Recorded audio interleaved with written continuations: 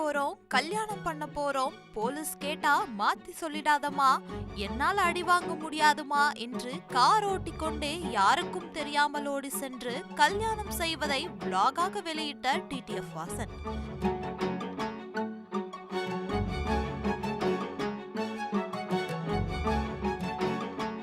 சர்ச்சைகளால் பிரபலமானவர் டிடிஎஃப் வாசன். இணையவாசிகள் மத்தியில், குறிப்பாக 2K கிட்ஸ்களுக்கு மத்தியில் இவர் மிகவும் பிரபலமானவர். பைக்கில் ஹார்ஸ் ரைட் செய்து பிரபலமான இவர் சர்ச்சைக்கு பெயர் பெற்றவர். வேகமாக பைக் ஓட்டி சென்று விபத்துக்களை எல்லாம் ஏற்படுத்தியுள்ளார். இதனால் அவரது ஓட்டுநர் உரிமமும் தற்காலிகமாக எல்லாம் ரத்து செய்யப்பட்டிருந்தது. இப்படி இருக்கையில் இவர் திடீரென தனது மாமன் மகளை திருமணம் செய்து கொண்டுள்ளார். இது தொடர்பான வீடியோக்கள் இணையத்தில் வேகமாக பரவி வருகிறது.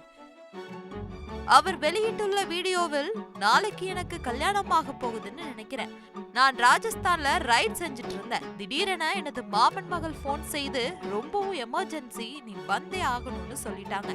நானும் அங்கிருந்து காரில் வந்து விட்டேன். எனது மாமன் மகள் ஸ்வீட்டு எனது அத்தைக்கு போன் செய்து, நாங்கள் 5 ஆண்டுகள் காதலிக்கிறோம் என்று சொல்லிவிட்டார். இதுக்கப்புறம் வீட்டுக்கு போக மாட்டேன் என்று சொல்லி என்னுடன் கிளம்பி வந்து விட்டார். இன்னும் ஒரு 3 மாசம் டைம் கொடு ஸ்வீட்டு, நம்ம படம் ரிலீஸ் ஆகிடும், அதுக்கப்புறம் வந்து கெத்தாக பொண்ணு கேட்கிறேன் என்று சொன்னேன். ஆனால் ஒரு எமர்ஜென்சியால் திடீரென திருமணத்தை முடிவு செய்து விட்டேன். இது தொடர்பாக டிடிஎஃப் வாசன் தனது 5 வருட காதலிக்கு திருமண சேலை எடுக்கும் வீடியோக்களை தற்போது பிளாகாக வெளியிட்டுள்ளார். இதனைத் தொடர்ந்து சில மாதங்களுக்கு முன்பு டிடிஎஃப் வாசன் நடிகை ஜோயாவை காதலித்து வருவதாக சில செய்திகள் பரவி வந்தது. ஜோயா டிடிஎஃப் வாசனுடன் அதிகமான புகைப்படங்கள் மற்றும் வீடியோக்களை எடுத்திருக்கிறார்.